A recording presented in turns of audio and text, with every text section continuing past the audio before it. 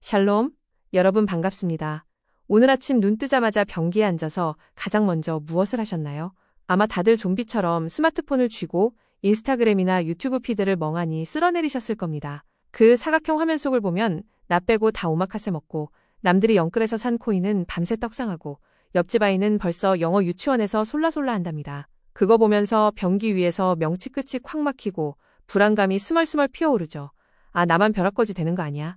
나도 마이너스 통장 뚫어서 저 대열에 합류해야 하나? 남들이 가는 방향으로 미친 듯이 뛰어가지 않으면 영영 도태될 것만 같은 공포, 우리는 이것을 포모 증후군이라 부릅니다.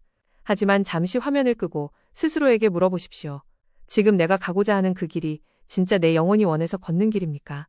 아니면 남들의 화려한 장바구니를 훔쳐보며 흉내내는 가짜 삶입니까? 오늘 저는 2000년 전 고대 랍비들이 남긴 아주 작은 잡초들의 썰을 통해 이 어지러운 떡락의 세상에서 어떻게 내 멘탈에 진짜 운전대를 굳건히 쥘 수 있는지, 그 고독하고도 찬란한 실존의 기술에 관해 이야기하고자 합니다. 다음 장으로 가보겠습니다. 오늘은 탈무드 아가다 제1부 제2장의 32번째 아가다입니다. 본성을 타고난 잘난 과일나무와 우리네 흙수저 같은 풀들의 대비를 통해 타인의 기준에 휩쓸리지 않고 내 고유한 선을 긋는 결단에 대한 이야기죠.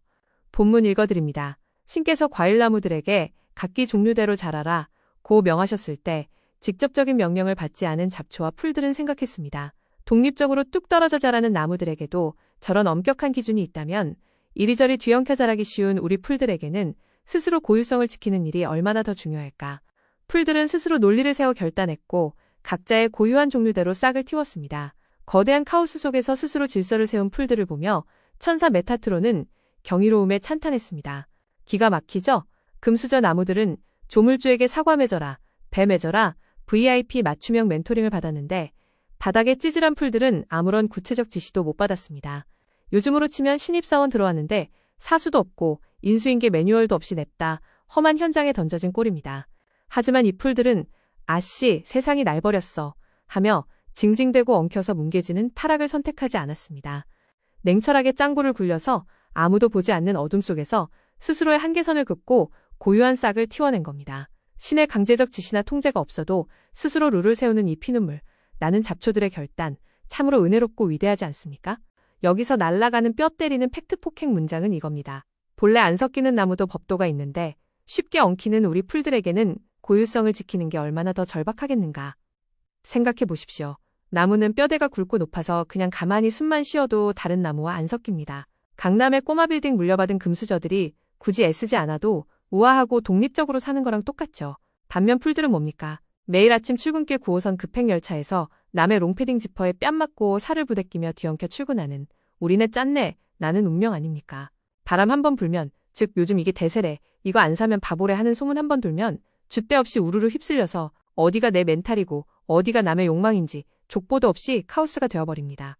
우리 현대인들의 삶이 바로 이 바닥의 풀들입니다. 내 삶을 침범하려는 알고리즘과 타인의 참견이 극심한 지옥철 한복판에 살고 있을수록 우리는 이 풀들처럼 악착같이 나만의 안전선을 그어야 합니다. 남들의 감시가 닿지 않는 가장 후미진 방구석에서조차 내 자존감의 바리케이드를 세우는 자만이 휩쓸림에서 구원받을 것입니다. 자, 이 빡센 자발적 규율이 현실에서 어떻게 작동하는지 5가지 차원으로 깊이 털어보겠습니다.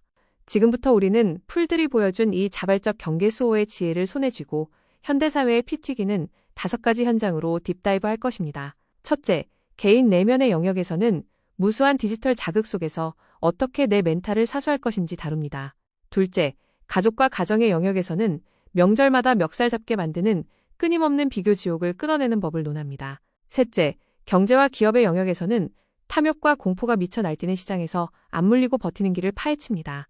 넷째, 국가와 사회의 영역에서는 집단지성을 사칭하는 흑백 논리의 광장에서 정상인으로 중심 잡는 법을 짚어볼 것입니다. 마지막으로 세계와 인류 차원에서는 모든 걸 똑같이 찍어내는 획일화 지옥 속에서 내 고유한 똘끼를 지켜내야 하는 이유를 밝힐 것입니다. 자, 심호흡하시고 첫 번째, 멘탈 붕괴 현장으로 가보시죠. 첫 번째 차원, 개인 내면입니다. 여러분, 혼자 방구석에 누워 쉴 때도 남 눈치 보느라 쉴 틈이 없죠. 인스타에 올릴 사진 한 장 건지려고 똥배에 힘 꽉 주고 수십 번 필터 갈아 끼우며 가짜 행복을 전시합니다. 왜 이렇게 내 피 같은 에너지를 낭비할까요? 1951년 사회심리학자 솔로몬 애쉬가 인간이 얼마나 줏대없는 찌질이인지 기막힌 동조 실험을 했습니다. 선기를 맞추는 초등학생도 코웃음 칠 쉬운 문제인데 주변 바람잡이 가짜 참가자들이 짠 듯이 눈을 빤히 뜨고 오답을 정답이라고 외쳤습니다. 그러자 충격적인 결과가 나왔죠.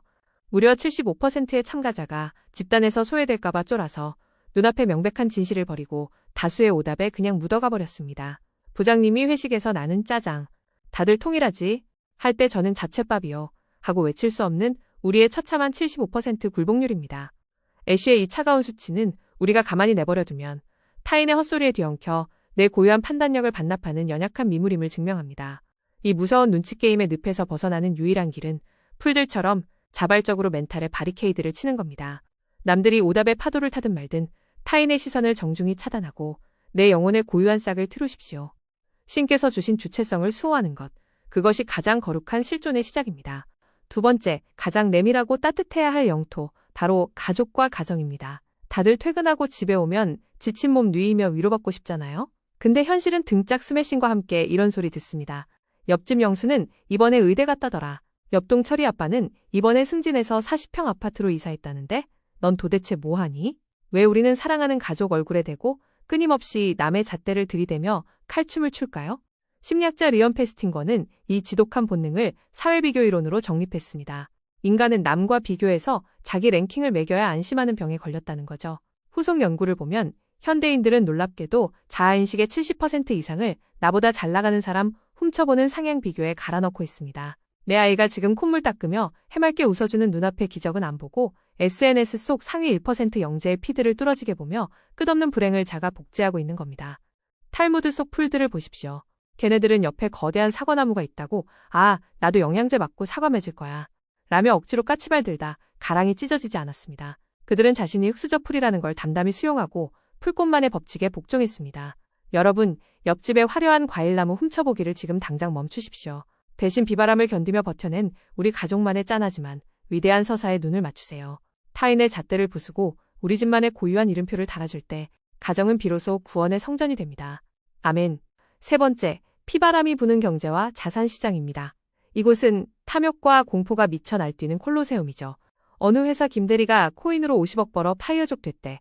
이런 찌라시 돌면 우리 이성은 마비되고 당장 대출 당겨서 불나방처럼 다이빙합니다.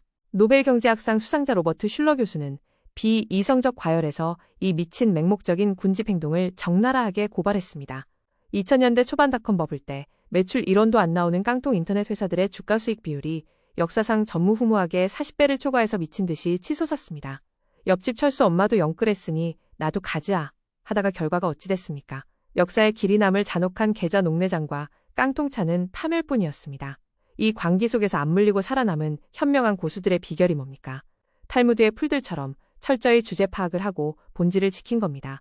즉시 각 풀은 그 종류대로 싹을 틔웠으니 남들이 리딩방에서 화려한 수익률로 유혹해도 자기가 일도 모르는 영역 밖으로는 절대 1원도 던지지 않는 무서운 깡따구. 내가 모르는 유행이나 밈코인에 한눈 팔지 않고 나만의 확고한 분석이라는 씨앗을 시장에 심는 것. 그 단단한 원칙만이 떡락의 파도 속에서 내 통장을 지켜줄 유일한 은총입니다. 네 번째 차원, 우리가 매일 멱살 잡고 싸우는 광장, 즉 국가와 사회입니다. 포털 뉴스 댓글창이나 유튜브 정치 라이브 켜보세요. 이건 뭐 숨이 턱 막힙니다. 완전히 진영 논리로 찢어져서 상대방을 향해 냅다 키보드로 침 뱉는 아수라장이죠. 법학자 카스 선스타인 교수는 이걸 집단 극단화라고 불렀습니다. 성향 비슷한 사람들끼리만 모여 고립된 채 쑥덕거리면 원래 생각보다 훨씬 더 과격하고 가혹한 흑화 상태로 빠진다는 걸 실증해냈습니다. 토론이랍시고 거치고 나면 의견의 극단성이 무려 30% 이상 더 폭발적으로 증가해버립니다. 요즘 소셜미디어 알고리즘은 아주 악마 같은 놈이라 내가 좋아하는 편향된 떡밥만 계속 입에 넣어주면서 우리를 한쪽으로만 지저대는 파블로프의 개로 길들입니다. 이 거대한 소음의 풀밭 속에서 우린 어떻게 멘탈의 주권을 지킬까요? 2000년 전 찌질한 풀들은 윗선에 거창한 지시가 없었음에도 스스로 논증을 전개했습니다. 군중이 저놈 죽여라 한다고 생각 없이 돌을 던지는 대신 주체적인 판단의 브레이크를 밟은 겁니다. 건강한 민주사회는 알고리즘의 뇌를 의탁한 채 맹목적으로 깃발 흔드는 무리가 아니라 시끄러운 광장 구석에서도 묵묵히 팩트체크하고 사유하는 개인들에 의해 유지됩니다. 알고리즘의 영혼을 털리지 마시고 정직하게 묻고 고민하는 한 사람으로 서십시오. 다섯 번째, 거시적인 세계와 인류 차원입니다. 현대사회는 효율성이라는 잣대 아래 모든 걸 똑같이 찍어내는 획일화 지옥입니다. 서울이든 뉴욕이든 도쿄든 눈 감고 떨어지면 다 똑같은 스타벅스 마시고 똑같은 대형 마트 카트 끌고 똑같은 레미안 아파트의 닭장 속에서 잡니다. 사회학자 조지 리처는 이걸 사회의 맥도날드화라고 팩트 폭행했습니다. 전 세계 100여 개국 이상으로 퍼진 이 패스트푸드 시스템의 극단적 통제와 계산 가능성이 인류의 소중한 낭만과 각 지역의 고유한 감성을 싹 다 밀어버리고 건조한 규격품으로 박제하고 있다는 겁니다. 이 거대한 획일화의 파도에서 우린 어떻게 해야 합니까? 아가다 결말을 보십시오. 풀들이 눈치 보지 않고 각자의 다양한 무늬와 향기로 싹을 틔웠을 때 우주를 조율하는 천사 메타트론이 어떻게 했습니까? 여호와의 영광이 영원할 것이다 라며 기립박수를 쳤습니다. 조물주는 공장에서 찍어낸 똑같은 톱니바퀴들을 보고 기뻐하지 않습니다. 유행 따라 강남 미인도로 똑같이 얼굴 갈아엎고 똑같은 명품 로고 떡칠하며 기계처럼 살기를 거부하십시오. 나만의 찌질함도 사랑하고 나만의 독창성으로 뻗어나가는 것. 그것이 천사를 춤추게 하는 우주적 하모니이자 숭고한 응답입니다. 이제 동양고전으로 통찰의 쐐기를 빡세게 박아봅시다. 장자 형님의 제물론입니다. 장자가 살던 춘추전국 시대도 지금 헬조선 못지않은 피 튀기는 약육강식 생지옥이었습니다. 어떻게든 스펙 쌓고 남들 위해 군림해서 쓸모를 증명하겠다고 발악했죠. 그런데 장자는 이 허접한 투쟁을 향해 서늘한 일침을 날립니다. 야, 뱁새가 숲에 둥지 틀어봤자 나뭇가지 하나면 끝이고 쥐새끼가 강물 마셔봤자 지 조그만 배때기 채울 한 모금이면 끝이다. 여러분, 뱁새가 황새들 사는 펜트하우스 부러워해서 무리하게 영끌 대출받고 까치발 들면 그게 행복입니까? 이자 내느라 평생 컵라면만 먹는 비참한 카푸어 꼴 나는 겁니다. 현대사회는 끊임없이 윽박지릅니다. 너 연봉 얼마야? 차단기 올라가는 아파트 살아? 이 잔인한 가스라이팅에 쫄아서 우리는 내 영혼의 고유한 사이즈를 잊고 평생 옆집 거대한 참나무 그림자나 흉내내며 낭비합니다. 탈무드 풀들이 참나무 부러워 열폭하지 않았듯 우리 역시 타인이 들이미는 허망한 세속적 척도를 과감히 찢어발겨야 합니다. 내 영혼의 쥐구멍과 뱁새 둥지에 만족하고 나만의 한계를 쿨하게 긋는 순간 비로소 세속의 감옥을 탈출하는 거룩한 해탈이 시작됩니다. 서구문학으로 넘어가 보죠. 밀란 쿤데라의 참을 수 없는 존재의 가벼움입니다.